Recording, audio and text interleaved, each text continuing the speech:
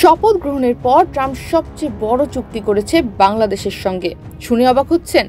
Trump অবাক হওয়ার মতোই ঘটনা ঘটিয়েছে দ্বিতীয়বার প্রেসিডেন্ট হয়ে শপথ নেওয়ার পরেই। এখন নিশ্চয়ই ভাবছেন কি এমন চুক্তি যে ট্রাম্প এত গুরুত্ব দিল। বার্তা সংস্থা রয়টার্সের প্রতিবেদন থেকে জানা যায়, প্রেসিডেন্ট ডোনাল্ড ট্রাম্প দায়িত্ব গ্রহণের পর সবচেয়ে বড় যে চুক্তিটি করেছে সেটি বাংলাদেশের সঙ্গে যুক্তরাষ্ট্রের গ্যাস সরবরাহ সংক্রান্ত।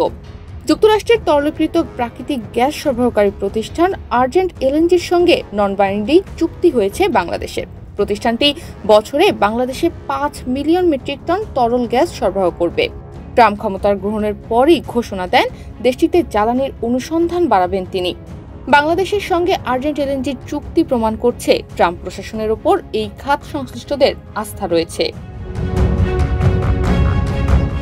এই চুক্তি নিয়ে বাংলাদেশ বিনিয়োগ উন্নয়ন কর্তৃপক্ষের চেয়ারম্যান আশিক চৌধুরী রয়টার্সকে বলেছেন, এই চুক্তি শুধুমাত্র আমাদের বর্তমান শিল্পের গ্যাসের সরবরাহই নিশ্চিত করবে না, সঙ্গে যুক্তরাষ্ট্রের সঙ্গে কৌশলগত সম্পর্ক শক্তিশালী করবে।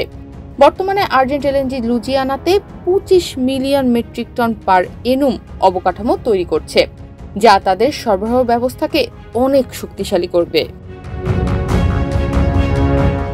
যেসব দেশের সঙ্গে যুক্তরাষ্ট্রের কোনো মুক্ত বাণিজ্য চুক্তি নেই, সেসব দেশে গ্যাস পাঠানোর ক্ষেত্রে মার্কিন জ্বালানি বিভাগ লাইসেন্স প্রদান স্থগিত করে রেখেছিল।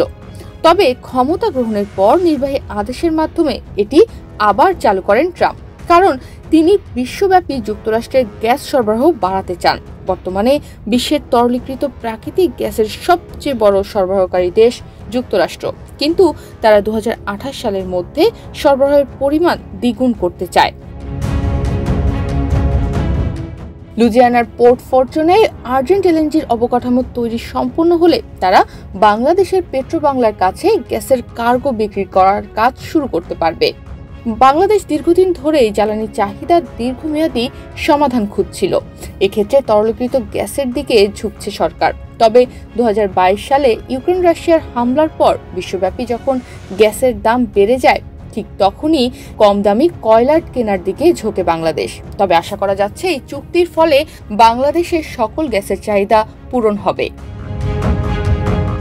তনিমা রহমান, বাংলাদেশ প্রতিদিন।